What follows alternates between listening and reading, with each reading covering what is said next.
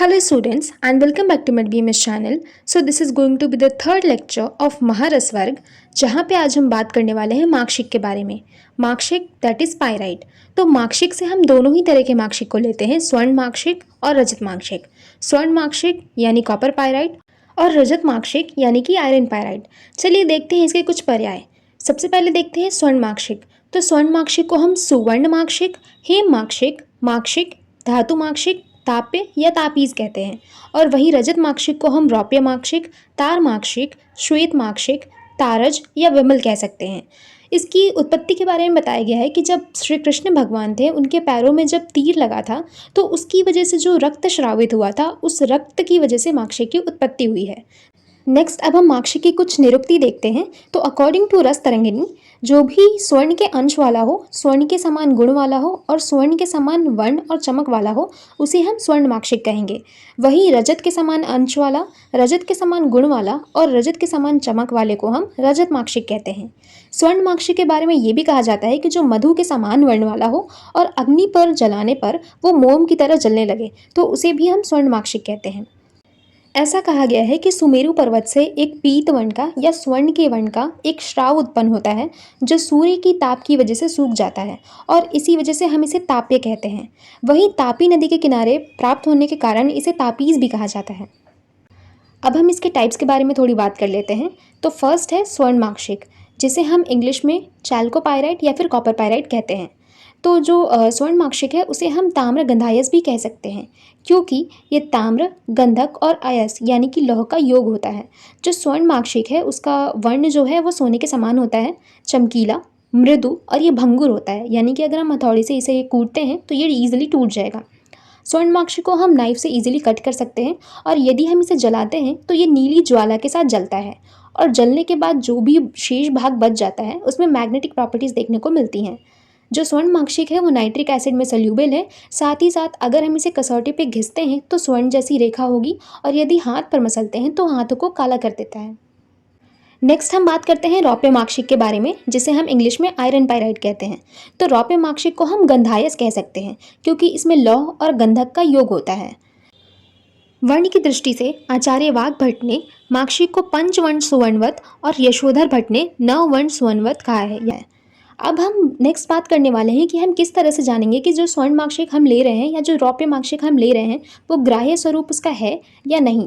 तो नेक्स्ट हम बात कर रहे हैं अब ग्राह्य और अग्राह्य स्वरूप की.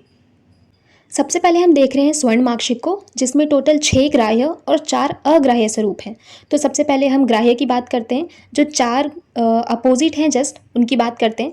तो जो ग्राह्य स्वर्ण मार्कशीट होगा वो स्निग्ध, गुरु, कोण रहित यानी कोण नहीं होगा और सोने के समान होगा. वहीं जो अग्राह्य होगा वो जस्ट अपोजिट यानी कि खर, अल्प भारयुक्त या फिर लघु, कोण के साथ होगा ये और इसमें लोहे के समान आभा होगी. तो ये इसके जस्ट अपोजिट है, ये आप ध्यान रखें.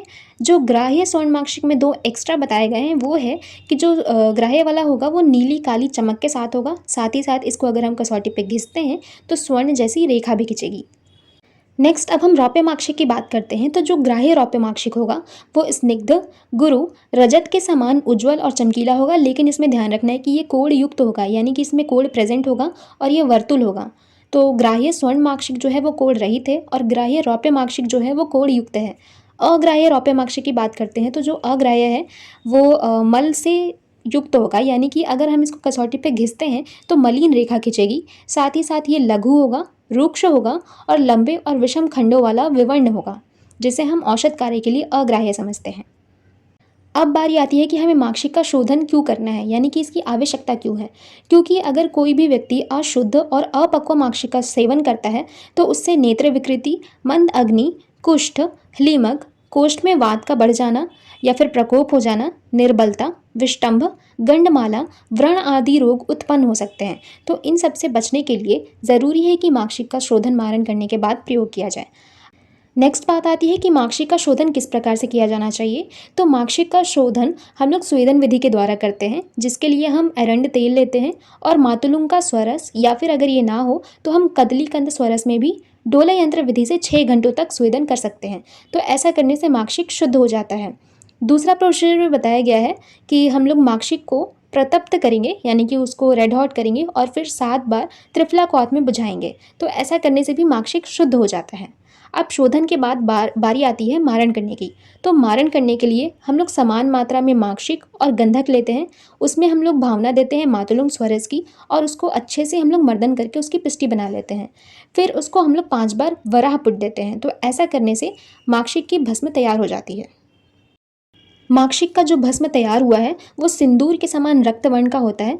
इसके कुछ गुण बताए हैं, जैसे कि जो स्वर्ण माक्षिक होता है वो तिक्त और मधुर रस का होता है, वहीं जो रौप्य माक्षिक है वो अम्ल, कषाय और मधुर रस का होता है। दोनों का ही शीत वीर्य है, लघु गुण है और कटु विपाक है। तो ये ध्यान रखना है कि इनके रसों में क्या डिफरेंस है। फिर कहा जाता है कि जो माक्षिक भस्म है इसका यदि कोई सेवन करता है तो उसे वृद्धावस्था, रोग और विषों का प्रभाव नहीं होता है। माक्षिक को पारद का प्राण कहा गया है क्योंकि ये पारद के वीर्य उत्कर्ष में सहायक होता है। साथ ही साथ जो भी धातुएं इजीली मिलने वाली होती है उनको मिलाने में ये सहायक होता है, इसलिए इसे द्वंद्व मेलापक भी कहा गया है और ये रसायनों में सर्वश्रेष्ठ कहा गया है। माक्षिक भस्म जो है वो प्रमेह, अर्श, कृमि, कुष्ठ, उदर रोग, बस्ती, हृदय रोग, कंठ रोग, पांडु, शोथ ऐसे जो भी विकार होते हैं उनको नाश करने वाली बताई गई है। साथ ही साथ माक्षिक भस्म को योगवाही भी कहा गया है। माक्षिक भस्म की जो मात्रा बताई गई है वो 1/2 से 2 रत्ती तक बताई गई है, विद अनुपान, त्रिफला, त्रिकटु, विडंग, घृत और मधु। यदि कोई व्यक्ति अपक्व माक्षिक भस्म का सेवन कर लेता है और उससे उसे विकार हो जाता है तो उसके शमन के लिए कुलत क्वाथ या फिर दाड़िम क्वाथ पीने का निर्देश किया गया है। नेक्स्ट आता है कि सत्वपातन। माक्षिक का सत्वपातन किस तरह से करते हैं, तो हम स्वर्ण माक्षिक का सत्वपातन करते हैं, जिसके लिए हम स्वर्ण माक्षिक लेंगे और उसके चतुर्थांश टंकर लेंगे, जिसमें हम नींबू स्वरस की भावना देकर के मर्दन करेंगे। फिर उसके बाद उसे हम तीव्र अग्नि में दमन करने के लिए रख देंगे। तो ऐसा करने से माक्षिक का सत्व निकल जाता है। अब है कि ये जो स्वर्ण माक्षिक का हमने सत्वपातन किया है इसके क्या क्या लक्षण होंगे। तो यदि उत्तम प्रकार से माक्षिक सत्व निकला है तो वो गूंजा बीज के समान लोहित वर्ण का होगा।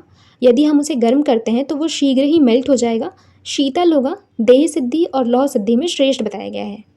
लास्ट में हम बात करते हैं स्वर्ण माक्षिक के कुछ इंपॉर्टेंट फॉर्मुलेशंस की, जो कि है चंद्र प्रभावटी, प्रभाकर वटी, पंचामृत परपटी, गृहिणी कपाट रस या जय मंगल रस। That's it about the lecture.